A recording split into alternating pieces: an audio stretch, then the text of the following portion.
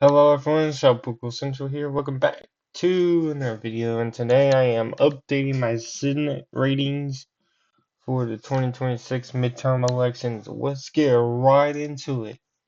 So obviously, if you know me, I'm gonna go safe, likely, lean, and tilt.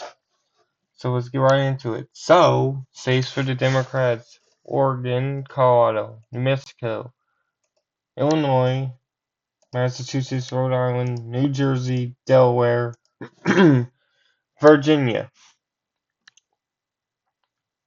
Save sort of Republican. Wyoming, Montana, Idaho, South Dakota, Kansas, Oklahoma, Arkansas, Louisiana, Mississippi, Alabama, Tennessee, Kentucky, West Virginia, South Carolina.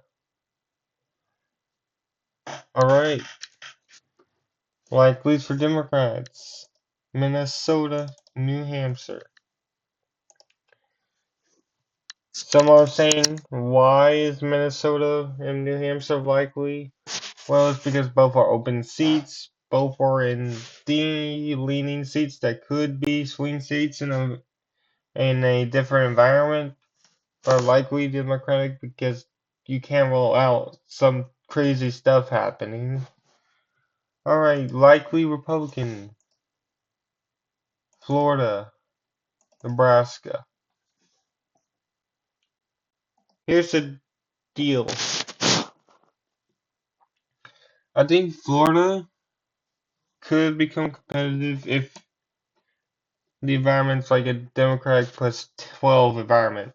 For Nebraska, Dan Osborne has always been getting has always been making these things close. He made it close in 24.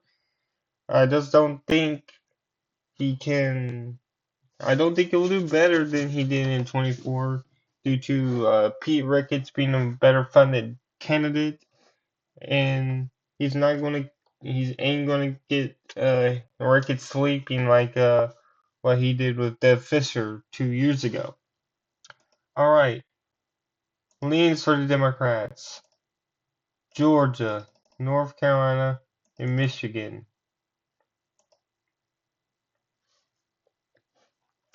Look, Georgia, North Carolina, Michigan, those are leans because I think the Democrats have a good advantage in all three of those, especially in Georgia and North Carolina, where Democrats have been insanely outraising their opponents, and they're popular. The Democratic candidates are actually popular. Ossoff, a very popular senator, and Roy Cooper, the very popular former governor.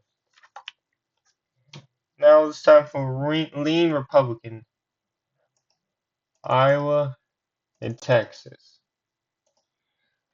Iowa's been trending more competitive in the last few weeks, and that's why I moved it from likely to lean. But Texas, Paxton has been under a lot of scrutiny recently. Talrico has been getting a lot of attention on him for doing great campaigning. He out fundraised Paxton like 10-1. Texas is Republican though. I'd expect it's a Republican state. Trump won it by 14. It's going to be difficult to flip it. But Talrico has been running a pretty solid campaign. And Texas terms is a pretty amazing campaign for Democrats. Alright, now for the tilts. For the Democrats, Maine and Alaska. Look, in Alaska, I see Collins winning. I absolutely do see her winning. But I also think that in an environment with no Plattner now, Plattner dropped out and he had a lot of baggage. With a new candidate that isn't old like Jana Mills or doesn't have baggage like Plattner, it's just a generic Democrat. I just think Collins would be a slight underdog in this Democratic state. In Alaska, Mary Peltola outraised Dan Sullivan. She's been um, leading in a lot of the polls early. I think it's like I think she's a very slight favorite, but anything can happen. And then in Ohio, tilt Republican. I see Sherrod Brown winning, but I don't think we got enough. I just still think Houston will. I think Houston's still probably the favorite due to the redness of Ohio.